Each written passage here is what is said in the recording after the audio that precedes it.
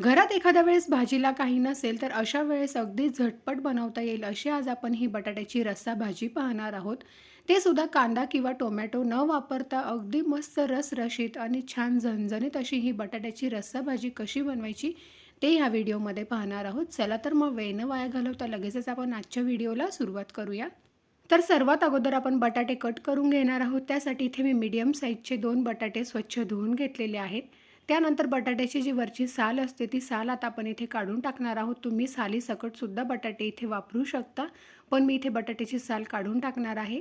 बटाट्याची साल काढून टाकल्यानंतर बटाट्याच्या अशा पद्धतीने आपल्याला थोड्याशा लांबसर अशा फोडी करून घ्यायच्या आहे. तुम्ही तुमच्या आवडीप्रमाणे छोट्या मोठ्या आकारामध्ये बटाट्याच्या फोडी कट करून घेऊ शकता. तर हे पहा, अशा पद्धतीने मी बटाटा मधोमध कट करून आणि त्यानंतर त्या बटाट्याच्या अशा 3 फोडी तयार करून घेतलेल्या आहेत. सर्व बटाटे इथे कट करून घेतल्यानंतर अशा पद्धतीने पाण्यामध्ये आपल्याला ठेवायचे आहे, म्हणजे बटाटे अजिबात काळे पडत नाहीत.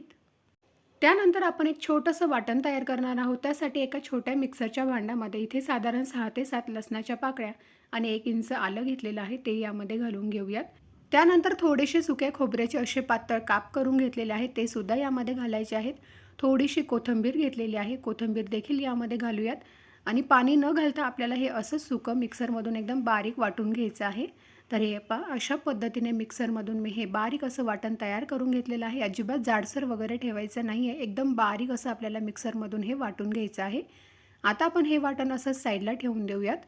तर इथे गॅसवर एक लोखंडी तव्यावर साधारण 4 चमचे मी हे बाजरीचं पीठ घेतलेलं आहे.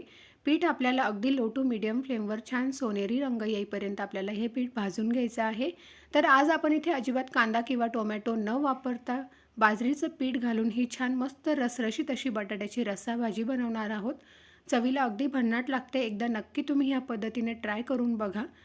तर तुम्ही इथे पाहू शकता, हलकासा तांबूस रंग येईपर्यंत हे पीठ मी भाजून घेतलेलं आहे. यापेक्षाही जास्त डार्क रंगावर आपल्याला हे पीठ भाजायचं नाही आहे.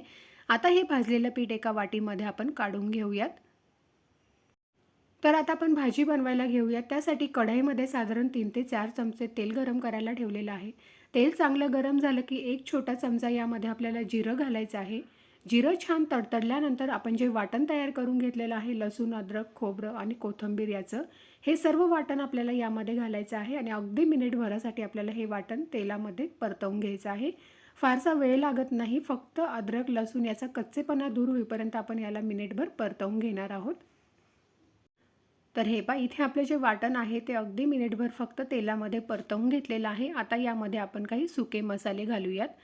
तर इथे मी साधारण 2 चमचे काळं तिखट घेतलेलं आहे. घरगुती आपले जे काळं तिखट आहे तेच इथे मी वापरलेलं आहे. त्यानंतर अगदी पाव छोटा चमचा हळद घेतलेली आहे. अर्धा चमचा लाल तिखट घेतलेला आहे. मसाल्यांचं प्रमाण तुम्ही तुमच्या आवडीप्रमाणे थोडंफार इथे कमी जास्त करू शकता. मसाले एकदा छान व्यवस्थित असे यामध्ये परतून घेऊयात.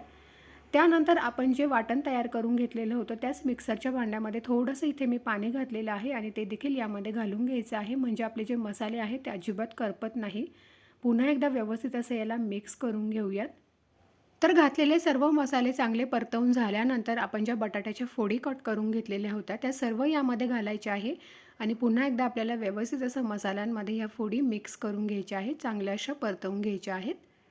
अगदी सुरुवातीला मिनिटभर आपण ह्या मसाल्यांमध्ये ह्या बटाट्याच्या फोडी एकदा व्यवस्थित अशा मिक्स करून घेऊयात.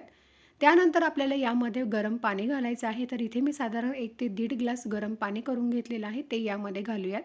रस्सा भाज्यांसाठी शक्यतो गरम पाण्याचाच वापर करायचा आहे, म्हणजे भाज्यांची जी चव असते ती अजून छान टेस्टी लागते.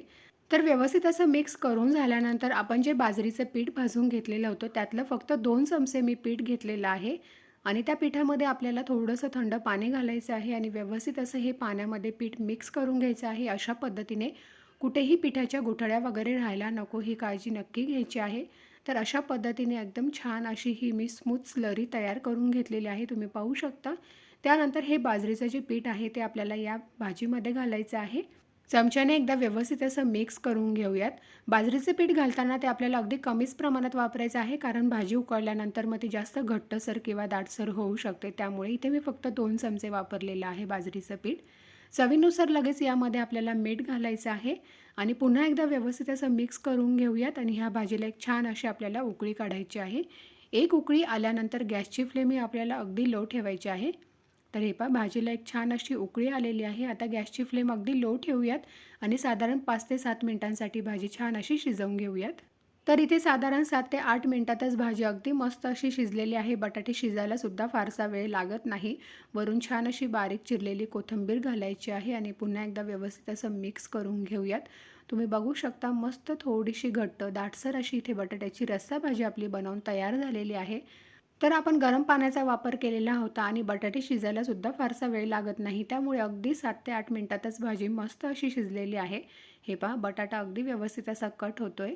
तर मस्त झणझणीत आणि तर्रीदार इथे आपली बटाट्याची रस्सा भाजी बनवून तयार झालेली आहे. अजिबात कांदा टोमॅटो न वापरता अगदी झटपट ही बटाट्याची रस्सा भाजी बनवून तयार होते. मस्त पीठ घालून छान दाटसर आणि रसरशीत ही भाजी बनवून तयार होते. गरमागरम भाकरीसोबत तुम्ही ही भाजी नक्की ट्राय करू शकता. अगदी चवीला भन्नाट लागते आणि बऱ्याच जणांनी बनवलेली सुद्धा असेल अशा पद्धतीने ही भाजी. तर तुम्ही सुद्धा ह्या पद्धतीने ही रस्सा भाजी घरी एकदा नक्की ट्राय करून बघा. रेसिपी आवडली असेल तर लाईक करा. चॅनलवर नवीन असाल तर चॅनलला नक्की सबस्क्राईब करा. चला तर मग भेटूया अशाच एका नवीन आणि मस्त रेसिपीसोबत. तोपर्यंत बाय.